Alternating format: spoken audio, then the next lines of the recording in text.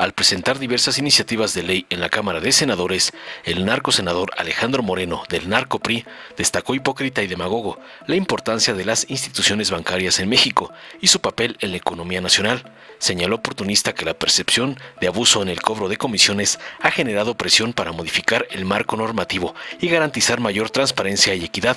Falsario propuso reformas a modo a la ley para regular el cobro excesivo de comisiones en las entidades financieras, prohibiendo ciertas comisiones en cuentas relacionadas con programas sociales y estableciendo límites máximos de cobro, concluyó su nefasto oportunismo político.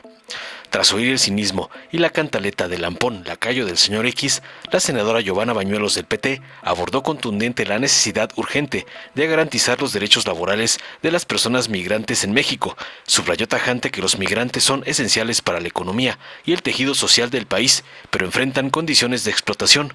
Propuso medidas concretas para ampliar la protección laboral a migrantes, incluyendo la obligatoriedad de registrarlos en el sistema de seguridad social y la creación de programas de capacitación.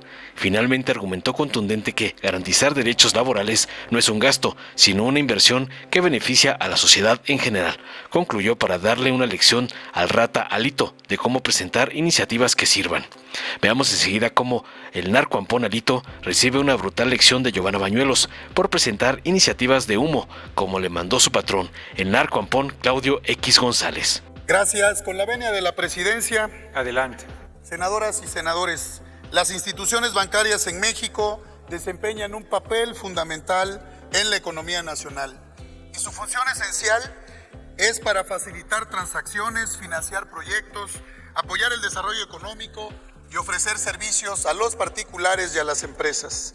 La Ley de Protección y Defensa al Usuario de Servicios Financieros establece los principios generales bajo los cuales deben operar las instituciones financieras en relación con los usuarios. Sin embargo, la creciente percepción de abuso en el cobro de comisiones ha generado mucha expresión y presión social y política para modificar este marco normativo y garantizar una mayor transparencia, equidad y competencia en el sector. Según datos del Banco de México, en el 2023, más del 30% de los ingresos no financieros de los bancos provenían del cobro de comisiones, lo que demuestra la importancia de estas tarifas en la estructura financiera del sector.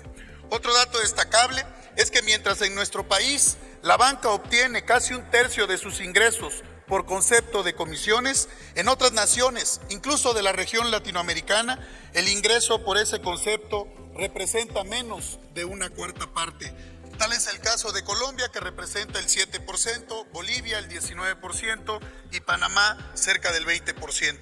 El cobro de comisiones afecta de manera directa a los usuarios, al ciudadano que utiliza los servicios financieros, aquellos de menores ingresos. Por ello, esta iniciativa busca reformar la Ley para la Transparencia y el Ordenamiento de los Servicios Financieros y la Ley del Banco de México a fin de regular el cobro excesivo el cobro de comisiones en las entidades financieras, incorporando en la ley la prohibición expresa de que éstas no podrán cobrar comisiones en cuentas cuyo origen o apertura tenga como objetivo el otorgamiento de los programas sociales, por concepto de retiro de efectivo en los cajeros internos, por reposición de plásticos, por robo o extravío y tarjetas adicionales, por concepto de anualidad y no uso de línea de crédito de tarjetas clásicas o básicas, por no facturar un monto mínimo de los comercios. Además de ello, se eleva a rango legal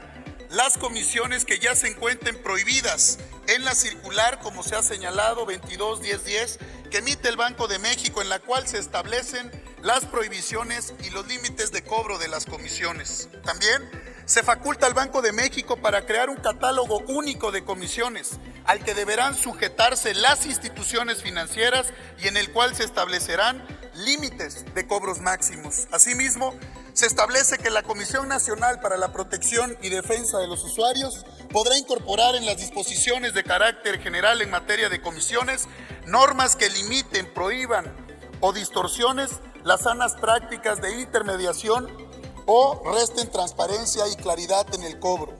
Se dispone que las entidades financieras no podrán cobrar comisiones por pago tardío de un crédito o cualquier otro concepto, cuando durante el mismo periodo se generen los intereses moratorios. Se obliga a las entidades financieras a proporcionar información específica, clara, precisa y legible para los usuarios, el ciudadano en común, previo a la celebración de cualquier contrato por el que convenga llevar a cabo operaciones que puedan ser sujetos al cobro de comisiones.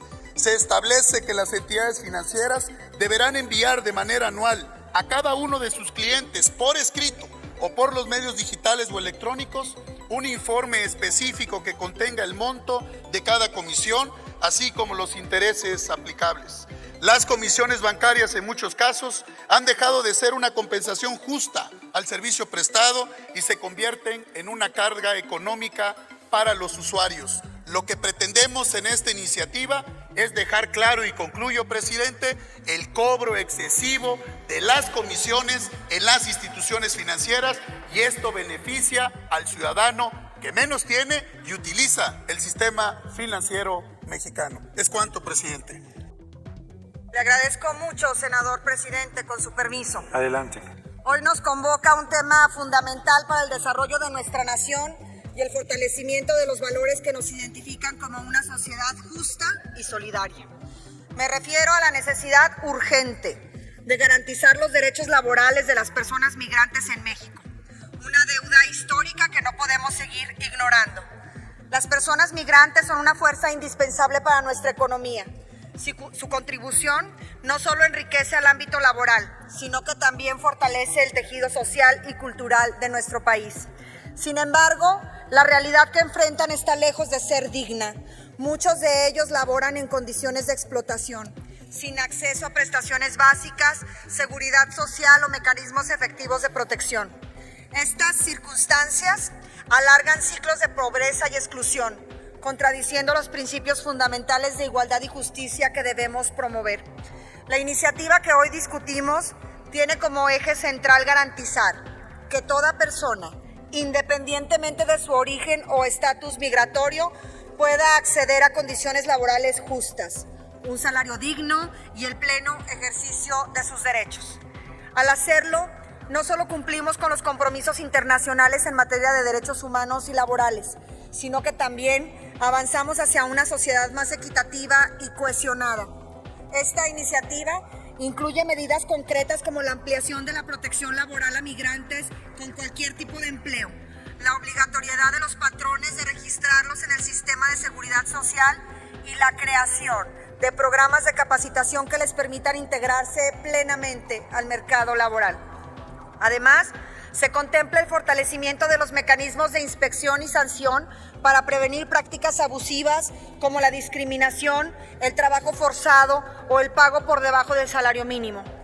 A quienes argumentan que esta iniciativa podría generar una carga económica adicional para el país, les recordamos que garantizar derechos laborales no es un gasto, sino una inversión. Cuando las personas migrantes trabajan en condiciones justas y seguras, se incrementa su productividad, se dinamiza la economía y se reduce la presión sobre otros sistemas de asistencia social. No debemos olvidar que la protección de los derechos laborales genera sociedades más estables y cohesionadas, lo que repercute positivamente en el bienestar general. Además, esta reforma representa un acto de congruencia con nuestra historia. México es un país que se ha construido con el esfuerzo de miles de personas que en distintos momentos buscaron aquí una oportunidad para mejorar sus vidas. Somos también una nación que ha exigido en el extranjero que nuestros connacionales sean tratados con dignidad y con respeto. No podemos pedir lo que no estamos dispuestos a ofrecer. Al aprobarse esta iniciativa, enviaremos un mensaje claro y contundente. En México, el trabajo digno no es un privilegio, sino un derecho universal. Reconocemos que las personas migrantes no son números ni estadísticas. Son seres humanos con sueños, familias y aspiraciones. Merecen las mismas oportunidades que cualquiera de nosotras y nosotros. En el Grupo Parlamentario del Partido del Trabajo, los invitamos a que juntos demos un paso histórico hacia la justicia laboral. Hagamos de esta iniciativa un instrumento de cambio, una muestra de que en este recinto legislativo estamos comprometidos con la defensa de los derechos humanos y la construcción de un México más justo e incluyente. porque cuando defendemos los derechos de las personas migrantes, defendemos los principios que nos hacen una nación fuerte, solidaria y con visión de futuro. Muchísimas gracias, presidente. Gracias, compañeras y compañeros. Gracias, senadora de la Torre. Dale en me gusta, suscríbete, activa la campanita y compártelo para que más gente lo vea.